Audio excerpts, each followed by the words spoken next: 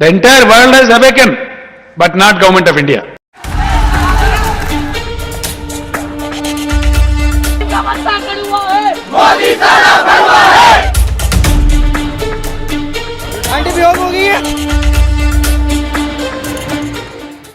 ఇప్పుడు మనం చూస్తున్న ఈ దృశ్యాలు చూస్తే ఎవరికి కన్నీళ్లు ఆగవు. पुलिस वाले भी पथराव कर रहे हैं. కేంద్ర ప్రభుత్వ వైఖరిపై గులాబీ బాస్ కేసీఆర్ ఎక్కుపెట్టిన అస్త్రాలు ఇప్పుడు రాజకీయ వర్గాల్లో పెను ప్రకంపనలు సృష్టిస్తున్నాయి. Let us not keep mum. Let us not maintain silence. There is a need for a qualitative change in the nation.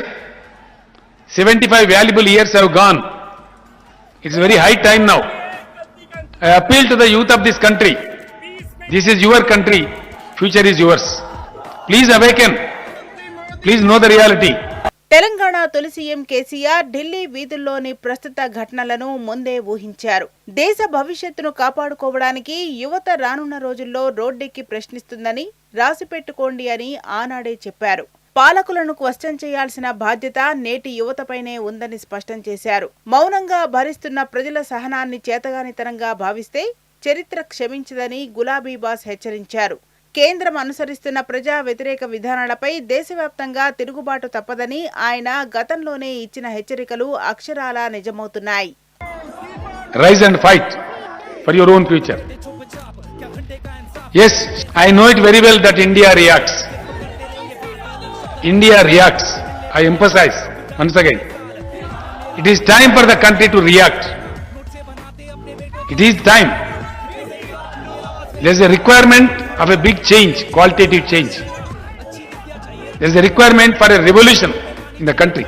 KCR గా నేను మీకు మరోసారి చెబుతున్నాను. దీన్ని ఈ రోజు మీరు ఒక బ్యానర్ గా తీసుకోవచ్చు. భారత్ స్పందిస్తుంది. ఎప్పుడు అవసరమైతే అప్పుడు భారత్ స్పందిస్తుంది. భారత్ కు స్పందించే సత్తా ఉంది. ఇదొక వివేకవంతమైన దేశం. ఎప్పుడు అవసరం పడితే అప్పుడు స్పందన ఉంటుంది. మౌనంగా కూర్చోదన్నారు. ఆ స్పందించే సమయం వచ్చేసిందని కేసీఆర్ చెప్పినట్లుగానే ఇప్పుడు దేశంలో అదే జరుగుతోంది.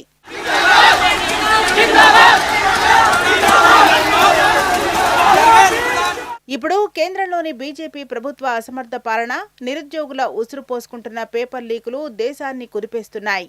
వీటిపై ప్రశ్నిస్తూ శాంతియుతంగా నిరసన తెలుపుతున్న విద్యార్థులపై కాషాయ పాలకులు ప్రయోగించిన లాఠీలు అత్యంత హేయమైన చర్య. మునుపెన్నడూ లేని నియంతృత్వానికి ఇది పరాకాష్ట అని యావత్ దేశం ఆగ్రహం వ్యక్తం చేస్తోంది.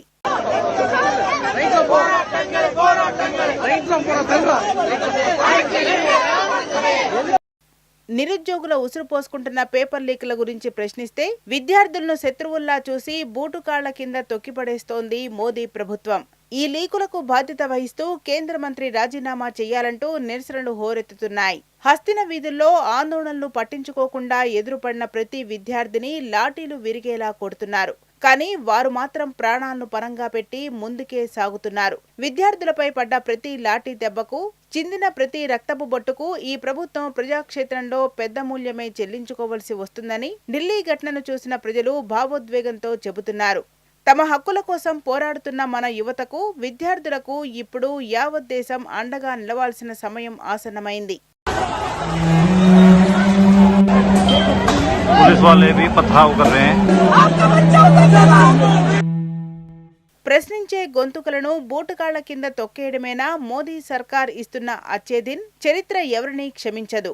కాలం ఎప్పుడూ ఒకేలా ఉండదు. ప్రశ్నించే గొంతుకలను లాఠీలతో అణచివేయలేరు. ఢిల్లీ పీఠాన్ని కదిలించేలా యువత ఇప్పుడు శంఖారావం పూరిస్తోంది. కేసీఆర్ ముందే హెచ్చరించినట్లే ఈ అణచివేతకు వ్యతిరేకంగా దేశవ్యాప్తంగా సాగే ఆ ప్రజా తిరుగుబాటు ధాటికి మోదీ సర్కార్ తలవంచక తప్పదు.